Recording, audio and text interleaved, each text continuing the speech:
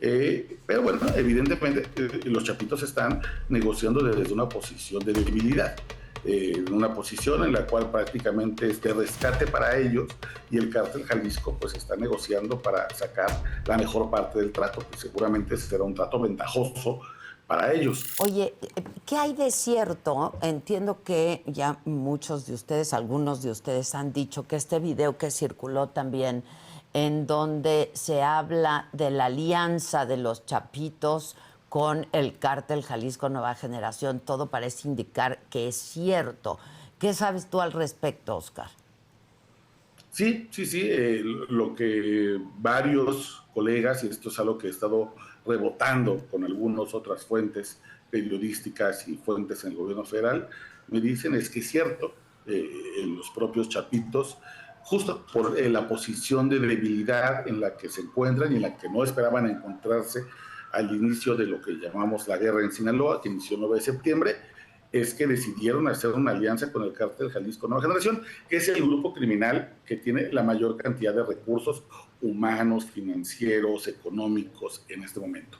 Pero bueno, evidentemente los chapitos están negociando desde una posición de debilidad, una posición en la cual prácticamente es de rescate para ellos, y el cártel Jalisco pues está negociando para sacar la mejor parte del trato, que seguramente será un trato ventajoso para ellos. Pero sí, hay mucha evidencia ya, desde los videos que hemos visto en redes sociales hasta el propio informe de la DEA de la semana pasada, que es el informe 2025, en el cual reconoce que los chapitos están haciendo una alianza con el cártel Jalisco, y prácticamente es una alianza para sobrevivir. Es una alianza en la que están buscando reconquistar algunas de las posiciones ya perdidas por los chapitos, y a cambio, bueno, el cártel Jalisco está tomando posesión o está teniendo paso libre para algunas de las ciudades que durante años los chapitos habían controlado. Por ejemplo, el caso de Mexicali.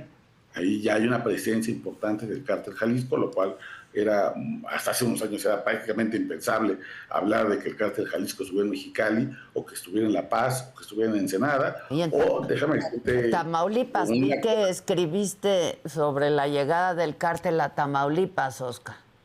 Exacto, Tamaulipas siempre fue el bastión del cártel del Golfo. El cártel del Golfo es el grupo criminal, pues el más longevo que tiene el país. Fue fundado en los años 30 del siglo pasado, y desde entonces siempre ha mantenido un férreo control en Tamaulipas, principalmente alrededor de Matamoros, que es el municipio de donde nació Nepomuceno Guerra, el líder, el fundador de este cártel, que además pues comenzó haciéndose rico contrabandeando, ni siquiera droga, contrabandeaba llantas, artículos domésticos, y cuando viene la prohibición del alcohol en Estados Unidos en el siglo pasado, pues él encuentra una mina de oro, hace una alianza con las mafias italoamericanas, perdón, y entonces les empieza a suministrar alcohol desde México, y así es como comienza a crear un imperio criminal millonario, que después ya se traslada al tema de las drogas y a muchos otros insumos ilícitos.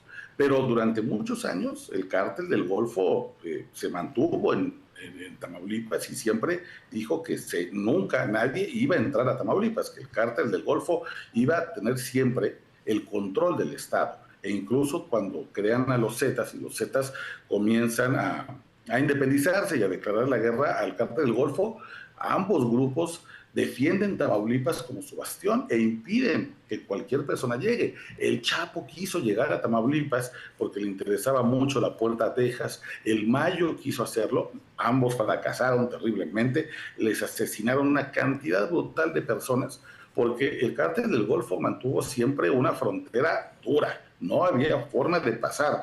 Desde el Pánuco para arriba, desde Tuxpan para arriba, nadie podía ingresar. Y lo que hemos visto en los últimos 2 años es que las alianzas del cártel Jalisco, incluida la alianza que tienen con los chapitos, ha dado resultados, los ha fortalecido. Y hoy, por ejemplo, ya hay una presencia importantísima del cártel Jalisco en Tamaulipas, que era ese estado, Adela, en el cual no podía entrar nadie. Realmente era ese Es el lugar que estaba vetado para cualquier otro grupo criminal que no fuera los tamaulipecos, porque había una especie de guardián celoso que impedía la entrada. Pues entraron a la fuerza. Hoy ya hay una presencia importantísima en Matamoros, en Reynosa, en Nuevo Laredo, que son las 3 principales ciudades fronterizas del estado, pero también en la capital, Ciudad Victoria, en Tampico, que es, digamos, una especie de capital económica por todo el tema del petróleo y las refinerías que se encuentran ahí de Pemex. Entonces, hoy la verdad es que no habíamos visto tampoco, al mismo tiempo que estamos viendo esta parte histórica, en la cual la familia Guzmán está en la debilidad más importante, como nunca la habíamos visto en la historia del país. Por otro lado, es histórico, nunca habíamos visto un cártel que estuviera en 32 de las 32 entidades federativas, y ese es el caso del cártel Jalisco Nueva Generación. Tiene hoy dominancia y presencia a lo largo y ancho de la República Mexicana. Sí. El último mapa que nos mostró la semana pasada la DEA, que coincide con los mapas de la Sedena, la CEMAR, y además con los mapas que uno puede armar a partir de noticias, de datos geográficos, te habla de que nunca antes un grupo criminal había dominado el 100% de las entidades federativas en México. Y esto pasó en los últimos 5 años. Sí, claro. ¿Qué te habla, qué te dice de la estrategia de seguridad? Pues evidentemente que hay un error gravísimo en dejarlos crecer a contrapeso de permitir otros grupos criminales o de desviarnos la atención. Pero el cártel Jalisco, 32 entidades federativas, y de acuerdo con los propios informes de la DEA, en 45 países del mundo, fíjate, incluido Nueva Zelanda, por ejemplo, donde hay ya procesados del cártel Jalisco que estaban distribuyendo metanfetaminas, e incluso hace 2 meses tuvimos la noticia de que había un narcolaboratorio del cártel Jalisco Nueva Generación en Kenia, en África. Hasta ahí llega el cártel Jalisco Nueva Generación. Qué alcances, ¿no? Qué alcances. Bueno, estamos hablando de una empresa criminal que sin duda está emulando o ve las prácticas de las grandes otras empresas criminales. Yo les decía, a ver, pensemos en el Facebook de las drogas, pensemos en el Google de la metanfetamina. Son empresas criminales que están emulando los planes de expansión de las otras grandes empresas del mundo. Y desde ahí hay que pensar que el Mencho, que el Sapo, que el WR, los otros grandes liderazgos del cártel, pues no son solamente unos capos, no son solamente unos delincuentes que están ahí, no son unos jefes de plaza, son CEOs, son CFOs, son los Mark Zuckerberg del crimen organizado. Y entonces cualquier estrategia que únicamente contemple una mirada militar o policíaca, pues se va a quedar corta.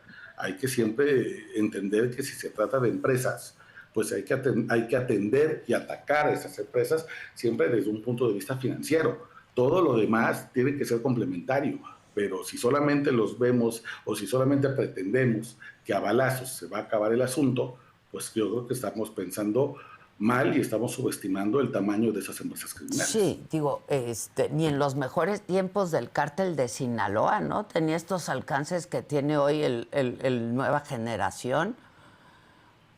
Sí, no. A ver, estos son los sueños del Chapo. A ver, el Chapo Guzmán, por ejemplo, siempre quiso conquistar África y era un mercado que siempre se le negó. No tenía la capacidad, también porque en ese momento había otros temas geopolíticos. Sí, claro. Había un crecimiento importantísimo de grupos criminales, pero sobre todo ligados al terrorismo. Y me parece que también la coyuntura ayudó a que el cártel Jalisco tuviera posiciones relevantísimas. Hoy sabemos que, por ejemplo, el cártel Jalisco tiene negocios en Burkina Faso, por ejemplo, imagínate, en Cabo Verde. Sí. Me tocó estar hace como unos 6 meses, no, como un año, estuve en Marruecos.